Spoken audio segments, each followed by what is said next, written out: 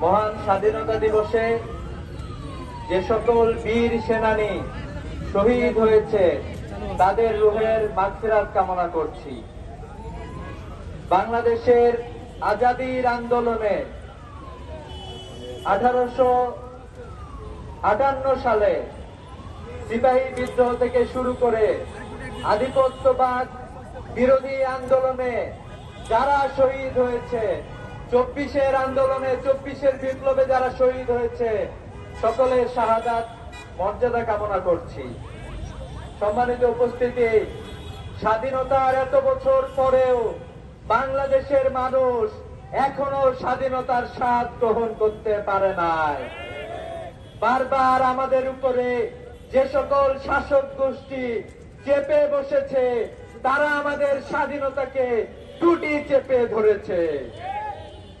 আজকে এত বছর পরে আমরা 12ই ফেব্রুয়ারি 2026 সালে যে নির্বাচন হয়েছে, সে নির্বাচনে বাংলাদেশের 69% মানুষ জুলাই সনদের 84টি সংশোধনী প্রস্তাবের উপরে, সংস্কার প্রস্তাবের উপরে জনগণের রায় প্রদান করেছে। কিন্তু আমরা দেখতে পাচ্ছি বর্তমান সরকার সেই রায়কে বৃদ্ধাঙ্গুলি দেখানোর চেষ্টা করেছে। 133টি অধ্যাদেশের মধ্যে 20টি অধ্যাদেশকে তারা পাশ কাটিয়ে এই অধ্যাদেশগুলোকে তারা পাশ করতে চায় না বলে আমরা জেনেছি। আমরা এটাও জেনেছি গণভোট অধ্যাদেশকে তারা বাতিল করে দিতে চায়। আমরা বলতে চাই, বাংলাদেশের গণমানুষের ম্যান্ডেটকে আপনারা এভাবে ছুঁড়ে ফেলতে পারেন না।